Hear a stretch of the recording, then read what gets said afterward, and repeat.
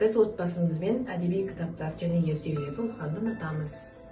Соның ішіндегі Бердібек Сопақбаевтың «Менің атым Қожа» повесі бізге отбасымызға қатты ұнады. Және де оның біз киносында көрдік. Балаларға, жалпы балаларға бұл кино қатты ұнайды. Бердібек Сопақбаев «Менің атым Қожа» повесі қазақ прозасының классикасына айналған туынды болып саналады. Ер жеткенде жазушы болуды армандайтын бала Қожа қанша бұзықтық жасаса да жақсы адам болуға тырысады. Жақсы адам болуға тырысып, іс-әрекетін ақтап алуға тырысады. Шығармада Қожаның тәртібі мен мінезінің түзелуіне ықпал еткен Жанар деген өзінің ғашығы, махаббаты бейнесі кеңінен ашылған.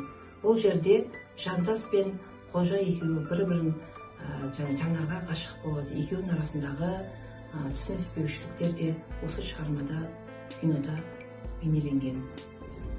Бердібек Сопақбаев 1924 жылы дүниеге келіп, 1991 жылы дүниеден озады.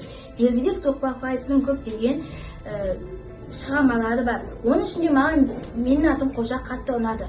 Менің атымды айта бастасам, тілім таңдайыма жабысқандай болады. Маған Мұрат, Ербол, Бақыт деген аттар қатты ұнайды.